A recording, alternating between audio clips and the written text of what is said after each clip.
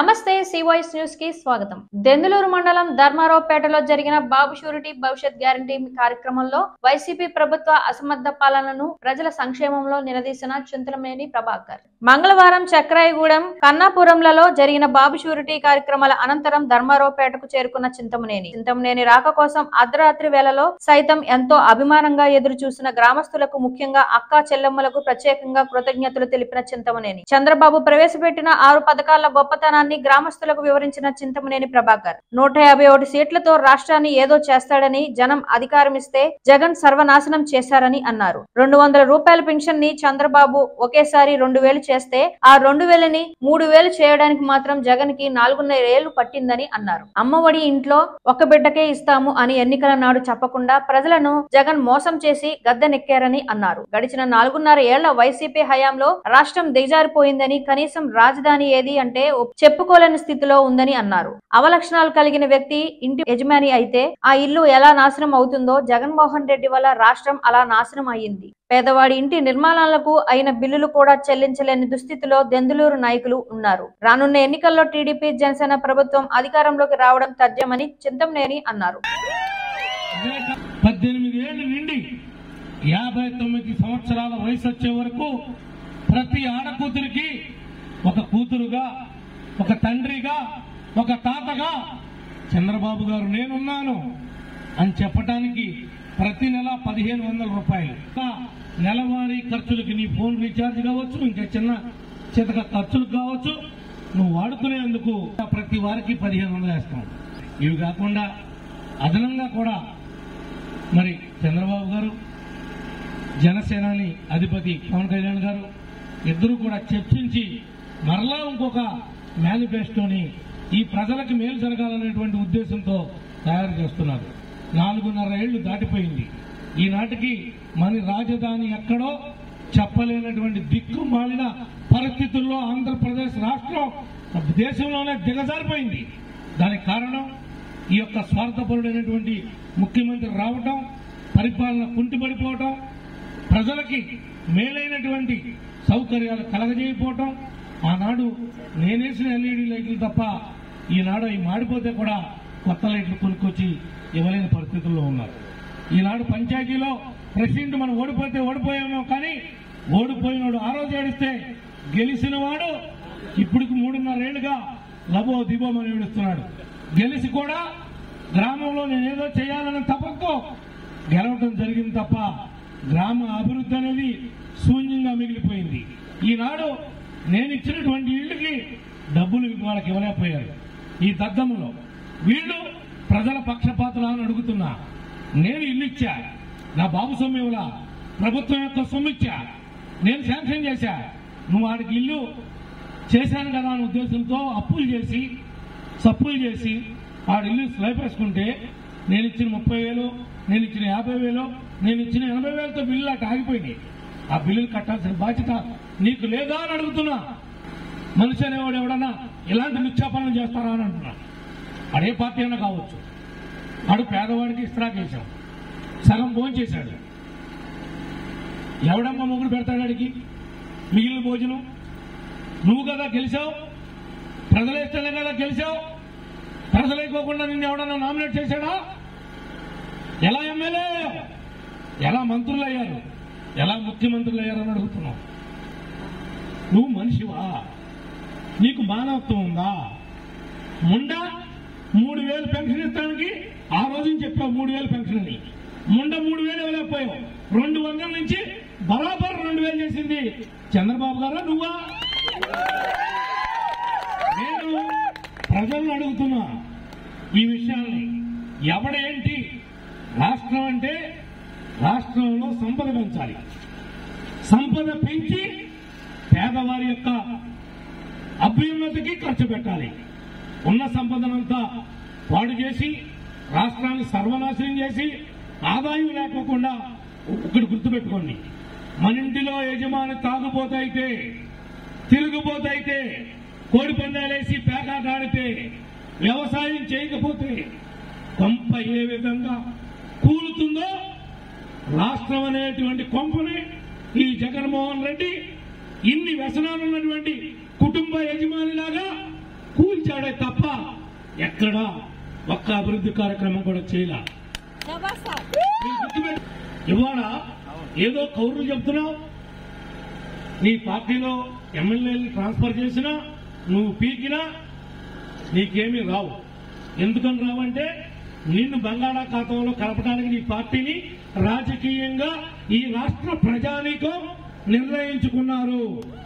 నేను ధర్మారావుపేట వస్తున్నానని చెబితే ఈ టైం అయినా సరే నా ఆడకూతులు కానీ పెద్దలు కానీ ఇంతమంది ఈ టైంలో కూడా ఉన్నారంటే దానికి అర్థం, దాని యొక్క సిగ్నల్ మిమ్మల్ని పారదోలడానికి నిర్ణయించుకున్నారు కాబట్టే ఈ మాత్రం జనం ఉన్నారు. నేను ఎమ్మెల్యేగా వచ్చినప్పుడు కూడా ఇంతమంది నాకు స్వాగతం పలకలా, నేను అధికారంలో ఉన్నప్పుడు కూడా. దానికి కారణం ప్రజల్లో యొక్క మార్పు, ప్రజల్లో చైతన్యం. దాన్ని మనం కలిగించింది కాదు. కడుపు మంట ప్రతి పేదవాడికి కూడా ఈ రోజున పోలీసు వాళ్ళు అడ్డం పెట్టుకుని ప్రతిపక్ష పార్టీలందరినీ లోనేసి కేసులు పెట్టి రేటిస్తామే తప్ప ఈ ప్రభుత్వానికి అభివృద్ధి అంటే చేత కాదు. దద్దమ్మలో వాళ్ళ టైం అయిపోయింది. కానీ యువతులు కానీ మీరందరూ కూడా కష్టపడి పనిచేసి తెలుగుదేశాన్ని, జనసేనని అధికారంలోకి తీసుకురావడం బాధ్యత, మీ బాధ్యత. మీ బాధ్యతని, కర్తవ్యాన్ని ప్రతి ఒక్కరు కూడా మర్చిపోవద్దు. ఈ రోడ్డు కాంట్రాక్టర్ కూడా పారిపోయకుండా మళ్ళీ ఆడు పారిపోతే నేను వచ్చాక వేసేది తప్పకుండా. మళ్ళీ రాగానే వాడి లోపలే వేస్తాడు. నేను కూడా మాట్లాడతా. వేయకపోతే మాత్రం నేను వేపిస్తాను. మీరేమి ఈ 2-3 నెలలు ఇంకెన్నో రోజులు లేదు, ఇంకా వారం రోజుల్లో సంక్రాంతి అయిపోద్ది. ఓకే, వారం రోజుల్లో సంక్రాంతి అయిపోతే తర్వాత వచ్చేది ఎన్నికల పండుగ. ఆ తర్వాత మనం గెలవటం, చంద్రబాబు గారిని ముఖ్యమంత్రిని చేయడమే. ఈ పండుగ తర్వాత ఆ పండుగ మనకు ఉంది. కానీ నువ్వు చరిత్రలో మిగిలిపోయిన పనులు చేస్తామని నీకు 151 మంది ఎమ్మెల్యేలు ఇస్తే ఆడితో గాడుదలు కాపించి వాళ్ళు గాడుదలు కాస్తున్నారా? మీ ఎమ్మెల్యేలు ఏం చేశారని అడుగుతున్నావు. ఏం చేశారు? ఏమన్నా పోలవరం మట్టి తోలుకుంటాం, ధర్మారావుపేటలో కోడిపందాలు వేయటం, నువ్వు ప్యాకెట్ పెట్టి కోడిపందాలు పెట్టి డబ్బులు వసూలు చేసి నెత్తి మీద బొచ్చులు అందరితో ఇక్కడ దౌర్జన్యం చేపించి నువ్వు చేసింది ఏంటి? చరిత్ర మర్చిపోదు. నాకు తెలియదు, నేనేం చెప్పేప్పుడు నాకు తెలీదా ఏం దొరికినాయో, ఏం పట్టుకున్నారో, ఏం జరిగిందో. రోజుకి 3 లక్షల రూపాయల ఆదాయం. కానీ ఎంతమంది కుటుంబాల వల్ల దెందులూరు మండలంలో కానీ పెదవేలు మండలంలో కానీ కుప్పకూలిపోయినాయి మీకు ఏమో తెలుసా? ఈ కోడిపందాల్లో బాగొట్టుకుని క్రికెట్లోకి వెళ్తామని అనుకున్నప్పుడు ప్యాకెట్లోకి వెళ్తామని అప్పులు చేసి కుర్రకారం అంతా కూడా సర్వనాశనం చేశారు.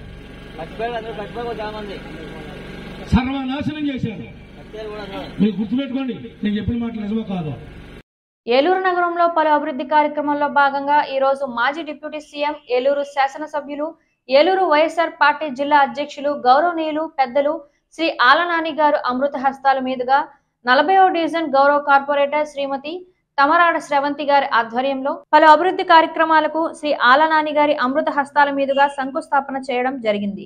ఈ కార్యక్రమంలో Eluru urban development authority chairman గౌరవనీయులు శ్రీ బొద్దాని శ్రీనివాస్ గారు, గౌరవ మేయర్ శ్రీమతి నూర్జహాన్ పెదబాబు గారు, సంగీత సాహిత్య అకాడమీ చైర్పర్సన్ గౌరవ శ్రీమతి పిల్లంగోల శ్రీలక్ష్మి గారు, గౌరవ శ్రీ క్లస్టర్ 1 అధ్యక్షులు శ్రీ సుంకర చంద్రశేఖర్ గారు, గౌరవ డిప్యూటీ మేయర్లు శ్రీ గుడిదేశి శ్రీనివాస్ గారు, శ్రీ నూకపేయి సుధీర్ బాబు గారు, ఏలూరు మార్కెట్ యార్డ్ చైర్మన్ గౌరవ శ్రీ నెరుసు చిరంజీవి గారు, గౌరవ మాజీ ఏఎంసీ చైర్మన్ మరియు క్లస్టర్ 3 ప్రెసిడెంట్ శ్రీ మంచం మైబాబు గారు, గౌరవ కోఆప్షన్ సభ్యులు, గౌరవ చైర్మన్లు, కార్పొరేటర్లు, వైఎస్ఆర్సీపీ నాయకులు, గౌరవ కార్యకర్తలు, గౌరవ మహిళలు, 40వ డివిజన్ ప్రజలు ఈ కార్యక్రమంలో పాల్గొనడం జరిగింది.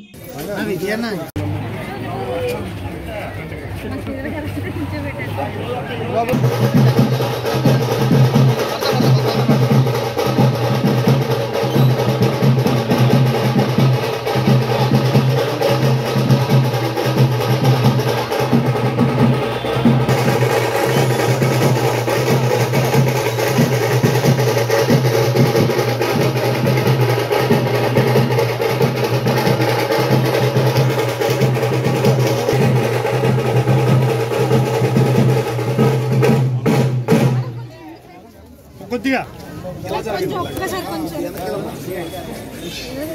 అమ్మా తల్లి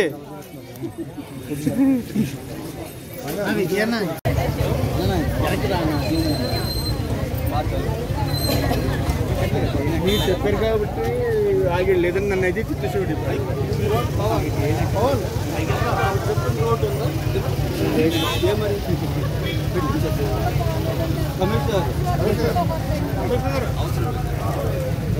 కమిషనర్ గారు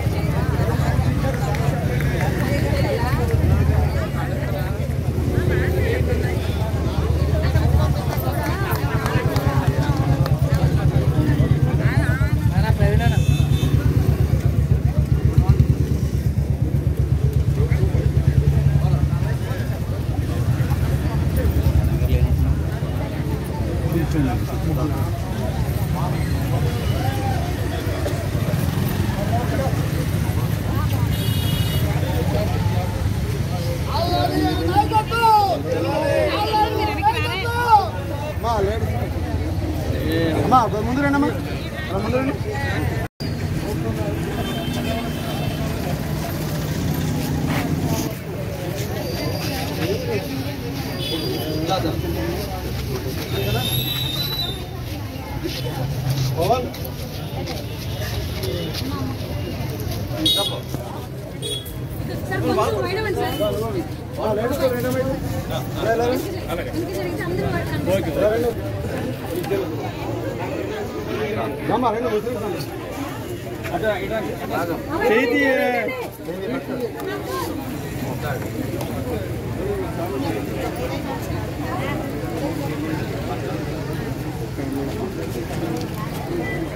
అంగన్వాడీల సమ్మెకు సంపూర్ణ మద్దతు తెలిపిన కార్మిక నేత పులి శ్రీరాములు అంగన్వాడీలు గత 30 రోజులుగా చేస్తున్న సమ్మెకు ఐఎన్టీయూసీ నేత పులి శ్రీరాములు సంఘీభావం ప్రకటించారు.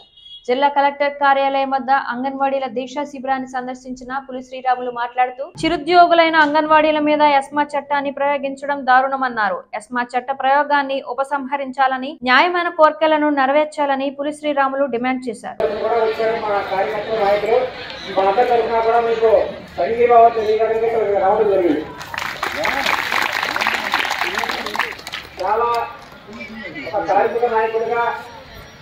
చాలా ఉద్యమాన్ని చూసాం, చాలా కేంద్ర రాష్ట్ర ప్రభుత్వాలతో అనేక పోరాటాల్లో పాల్గొన్నాం. కానీ ఒక సాధారణమైనటువంటి ఉద్యోగస్తుల మీద ఎస్మా చట్టం ప్రయోగించడం చాలా దారుణం. ఇంతకంటే అవమానకరం ఈ ప్రభుత్వానికి ఉండదని చెప్పి ఈ సందర్భంగా నేను హెచ్చరిక చేస్తా ఉన్నా. ఇప్పుడైనా సరే మీ విధానాలు మార్చుకోండి. ఓ పక్కన ఎన్జీఓలు ఎంతో బాధపడుతున్నారు. సర్వీస్ నిబంధనలు ఉండబట్టి పోలీసు అధికారులందరూ కూడా సర్వీసు నిబంధనల వల్లే వాళ్ళు ఎటువంటి రోజెక్కుతున్నారు. కానీ వాళ్ళు కూడా మీరు చేసేటువంటి అరాచకాలకి పోలీసు ఉద్యోగులు కూడా బాధపడుతున్నారు. మీరు అధికారంలో రాకముందు పక్క రాష్ట్రం కంటే కూడా అంగన్వాడీ ఉద్యోగస్తులకి 1000 రూపాయలు అదనంగా ఇస్తారని చెప్పి మాయమాటలు చెప్పి అధికారంలోకి వచ్చి ఈ రోజున నెల రోజులైనా సరే వారి మీద దాచికాన్ని ప్రదర్శిస్తున్నారు. మరి మహిళలను కూడా చూడకుండా వాటిని ఏ రకంగా మీరు ట్రీట్ చేస్తున్నారో అర్థం చేసుకోండి. ఇంకా 100 రోజులు కూడా లేదు, ఎత్తు దిగేటువంటి సమయం వచ్చేసింది. పునరాలోచన చేసుకోండి. ఓ పక్కన బీఆర్ఓల మీద తార్చికం, ఉద్యోగస్తుల మీద తార్చికం, ఉపాధ్యాయుల మీద తార్చికం. ఈ ఎన్నాళ్ళలో సాగదు ఈ ప్రభుత్వం. ఇప్పటికైనా తీరేదామండి. మహిళల్ని ఇంకా ఇబ్బంది పెట్టడానికి 4 రోజులు అయిపోయింది కనుక వాస్తవిక వాతావరణంలోకి రండి అని రాష్ట్ర ప్రభుత్వ అధినేతలు హెచ్చరిస్తూ ఈ ఉద్యమ స్ఫూర్తికి నేను నా పూర్తి మద్దతు ప్రకటిస్తున్నాను. కార్మిక వర్గం వర్తిల్లాలి, కార్మిక వర్గం, కార్మిక ఉద్యోగుల ఐక్యత, కార్మిక ఉపాధ్యాయ ఉద్యోగుల ఐక్యత, కార్మిక ఉపాధ్యాయ ఉద్యోగుల ఐక్యత. జై హింద్. Thank you.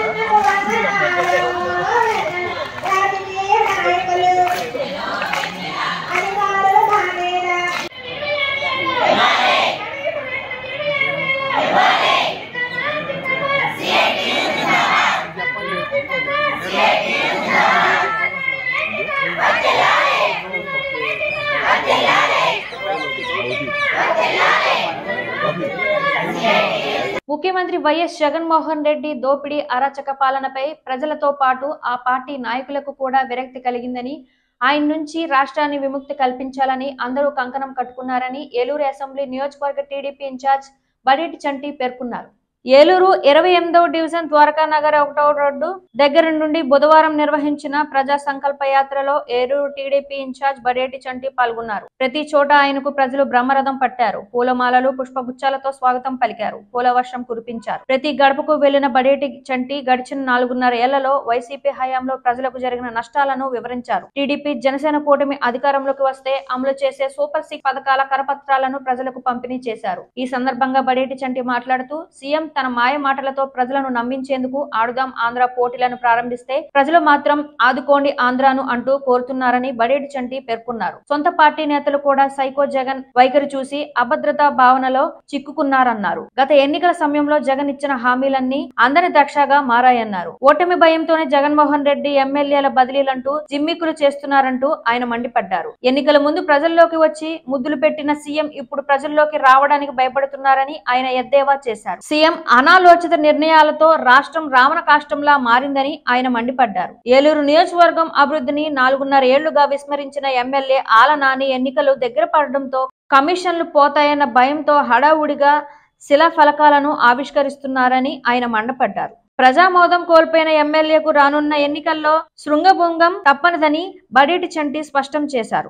కార్యక్రమంలో cluster incharge Reddy Nagaraju, division corporator Tangirala Aruna Suresh, మాజీ కార్పొరేటర్ సరిది కృష్ణవేణి, మనోహర్, కలవలపూడి చంద్రశేఖర్, వీరభక్తుల రామారావు, మచ్చా ఉమా, ఐకే కృష్ణ, నక్క అప్పారావు మరియు టీడీపీ నాయకులు, కార్యకర్తలు పాల్గొన్నారు.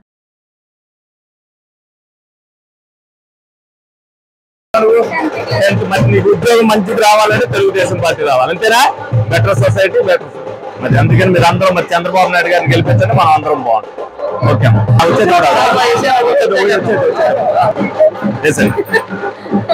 మా ఏం చదువుకుంటున్నారు మీరు అందరూ? మరి చదువుకున్న వాళ్ళందరికీ ఉద్యోగాలు రావాలంటే మళ్ళీ తెలుగుదేశం పార్టీ రావాల్సిందే. మరి మీ అందరూ సహకరించాలి. మేమంతా కష్టపడేది 4.5 సంవత్సరాలు ప్రజలందరి కోసమే. మీరందరూ కూడా మరి తెలుగుదేశం పార్టీకి వేయాలి. చంద్రబాబు నాయుడు గారు, పవన్ కళ్యాణ్ గారు గవర్నమెంట్ రావాలి. Okay, thank you. Thank you అమ్మా. తప్పనిసరిగా అందరూ ఆశీర్వాదం. మా అందరం పర్లేదు, అందరం అటు చూడు, నోటి చూడు సార్. మీ అందరూ సహకారం ఉండాలి తప్పనిసరిగా. ప్రజాప్రభుత్వం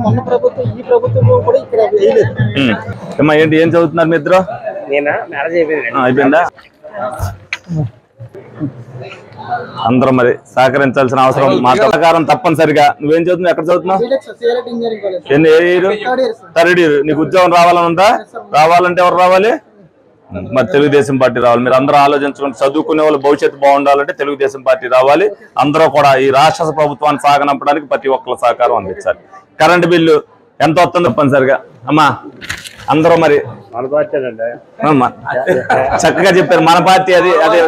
అందరూ సహకారం అందించాలి. ప్రతి ఒక్కరు మీ అందరూ మా కష్టానికి మీ ప్రతిఫలం కావాలి. అందరూ తప్పనిసరిగా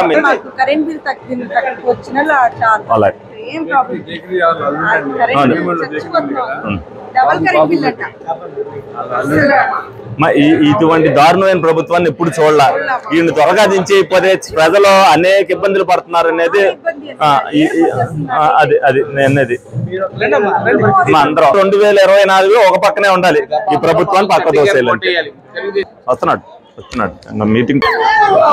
సురేష్ ఇల్లేగా ఇంటికి ఎప్పుడు వెళ్ళాలా? అందరి సహకారం తప్పనిసరిగా. అది రాష్ట్ర భవిష్యత్తు కోసం మీ అందరినీ ప్రాధాన్యపడేది.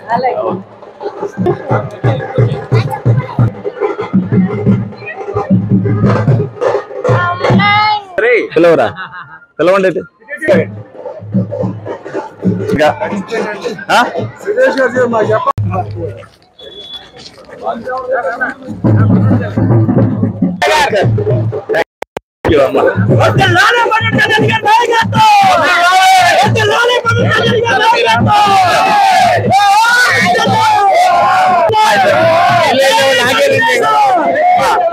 కరెంటు బిల్లు, చెత్త పన్ను, ఇంటి పన్ను, ఆస్తి పన్ను, మామూలుగా నిత్యావసర వస్తువులు అన్ని పెరిగిపోయినాయి. నెల వచ్చేసరికి ఖర్చులు అదనంగా ఎంత పడిపోయినాయి అనేది, ఏదన్నా పథకం ఇచ్చినా మన దగ్గర నుంచి దోసేత్తమే అనేది ఉన్నది. పని దొరకాలన్నా కూడా దొరకని పరిస్థితి. మరి మీ ప్రభుత్వాన్ని సాగనంపితేనే మనందరం బాగుంటాం. ఈ ప్రభుత్వంలో ఏ కుటుంబం కూడా ఒక్కటి కూడా ఆనందంగా లేదు. అది కరెక్టేనా కాదా? మరి తెలుగుదేశం పార్టీ ప్రభుత్వంలో ఏ విధంగా ఉంది 5 సంవత్సరాలు? ఇప్పుడు మీకు ఏదైనా అన్యాయం జరిగినా భయంతో చెప్పలేకపోతున్నారు. కరెంట్ బిల్ తేడా పడింది ఏదైనా అడిగితే ఎందుకు భయం, అంతేనా? మరి ఈ భయం పోవాలంటే మొత్తం ఓటుతో చూపించాలి. అందరూ మీరందరూ సహకరించాలి.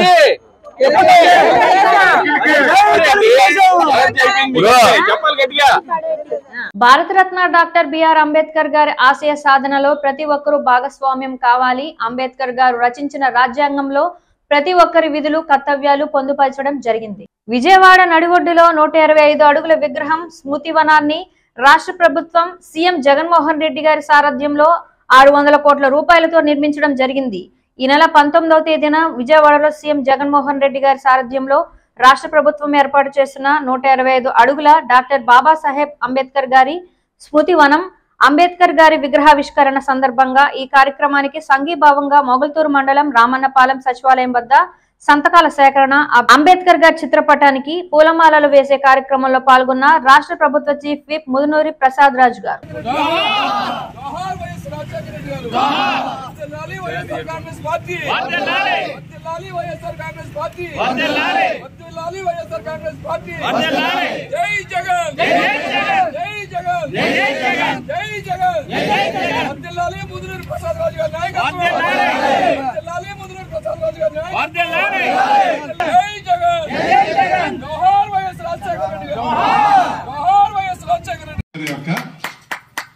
భిక్ష ఆయన రాజ్యాంగం రచించాడు గనక పరిపాలన ఎలా చేసుకోవాలి, ఎవరి విధులేంటి, ఎవరి కర్తవ్యం ఏంటి, ఇవాళ ఆయన నాయకత్వం వహించాడు గనక ఈ రోజున మనం ఆయన స్మరించుకుంటున్నాం. అందరూ మాట్లాడతాం కానీ ఆచరణలో సాధ్యం కాదు. కానీ ఇవాళ గౌరవ ముఖ్యమంత్రి రాజశేఖర రెడ్డి గారు అంబేద్కర్ ఆశయాల్ని, రాజశేఖర రెడ్డి గారు ఎలా చూడండి, ఎక్కడ ఏ పేటలోకి వెళ్ళినా అంబేద్కర్ విగ్రహం పక్కన ఎవరి విగ్రహం ఉంటుంది? ఎందుకు ఉంటుంది? ఆయన ఏదైతే ఆలోచన చేశాడో అలా పేదవాడిని చూశాడు కనుక రాజశేఖర రెడ్డి గారి విగ్రహం. అందువల్ల ఈ గౌరవ ముఖ్యమంత్రి జగన్మోహన్ రెడ్డి గారు ఏం చేశాడు తెలుసా? మొత్తం ఈ రాష్ట్రానికి నడిబొడ్డున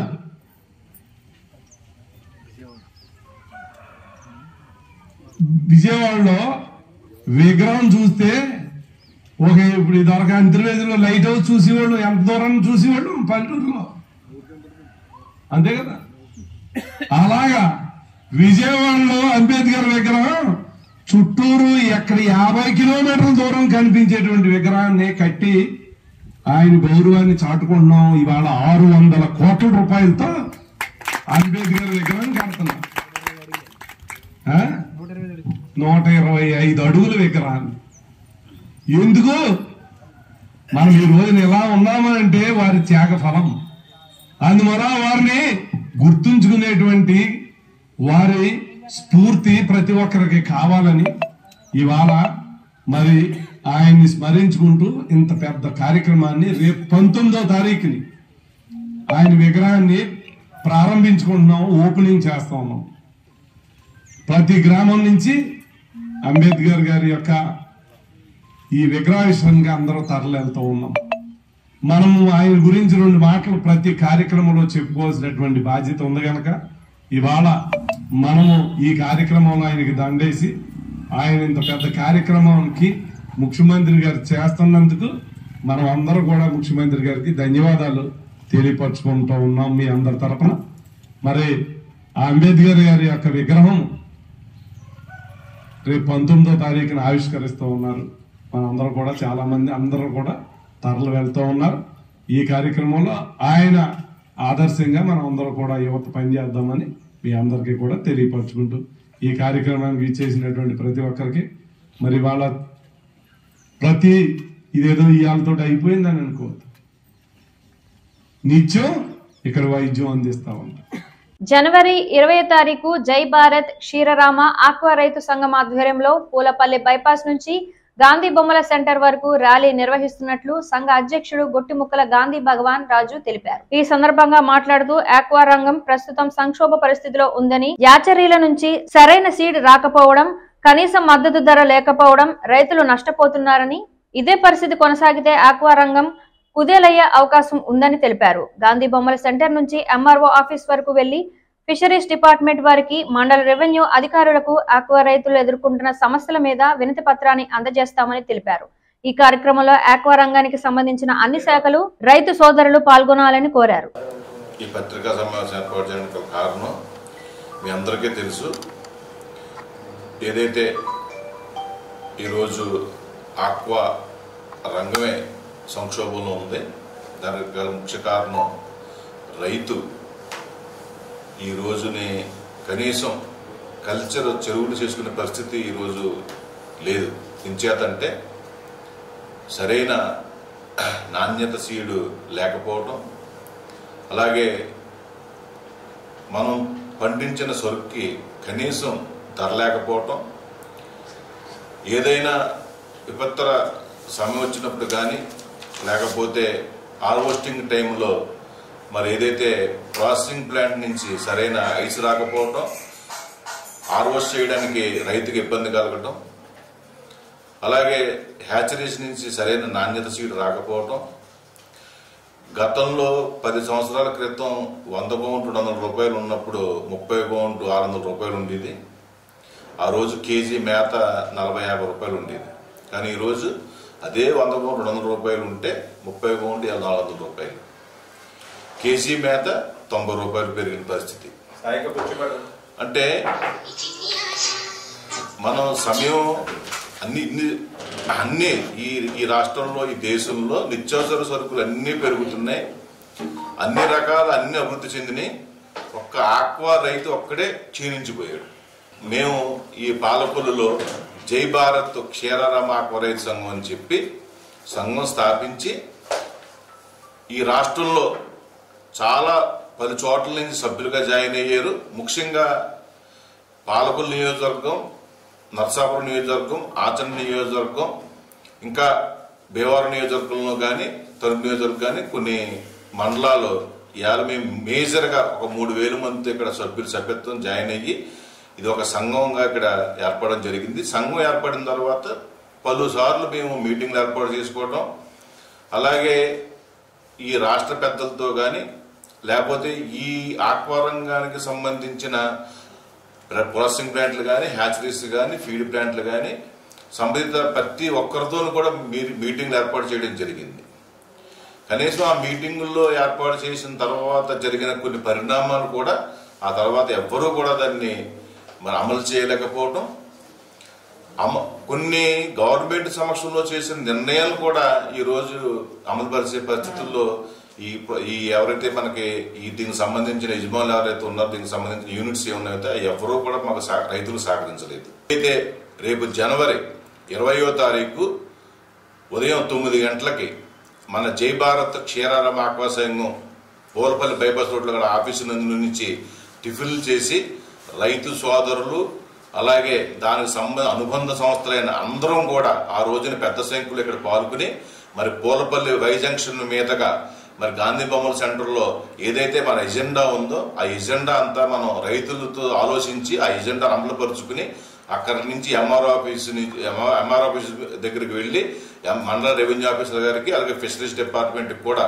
ఏదైతే మనం గవర్నమెంట్ కి మనం ఏదైతే మనం సమర్పించాలనుకుంటున్నామో అదంతా ఒక మెంబర్ రూపంలో వారి అందరికి సమర్పించి అక్కడ ఆక్వా రైతు కూడా ఈ సమావేశానికి ఈ ర్యాలీకి రావాలని తమ గోడు ఏదైతే ఆక్వా ఆ జిల్లాల్లో కానీ ఆ గ్రామాల్లో కానీ ఉన్న సమస్యలను కూడా ఆ రోజునే మనందరం ఒక వేదిక దొరుకుతుంది. ఎందుకంటే రైతులు ఆ రోజున అదే కూడా మేము ఒక పిలిపించాం, ఏదైతే ఈ ఆక్వాకి సంబంధించిన మేత పుట్లు కానీ మెడిసిన్ కంపెనీలు ఉన్నాయో ఆ రోజు పూర్తిగా బంద్ చేయాలని, అలాగే ఎవరైతే చెరువులు ఉన్నారో వారు కనుక ఏదైనా ఇబ్బందిగా ఉండి వారికి ఏదైనా వైరస్ ప్రాబ్లం ఉండి తప్పక పట్టుకోవాలంటే తప్ప ఆ రోజున ఎవ్వరూ కూడా మరి చెరువుల పట్టుబడి ఆఫ్ చేసి ఆ వల కార్మికులు అక్కడ ఉన్న పనిచేసే లేబర్ కానీ ఆ ఓనర్స్ కానీ గుమస్తాలు కానీ మొత్తం రైతులతో సహా అవసరమైతే కుటుంబ సభ్యులు అందరూ కూడా రావాలని చెప్పి సందర్భంగా కోరుకుంటూ మరి ఏదైతే ఒక మంచి ఉద్దేశంతో ఈ యొక్క కార్యక్రమం చేపడుతున్నామో దీనికి రాష్ట్రంలో ఉన్న ఆక్వా రైతులందరూ కూడా సహకరించి పెద్ద ఎత్తున వచ్చి విజయవంతం చేయాలని చెప్పి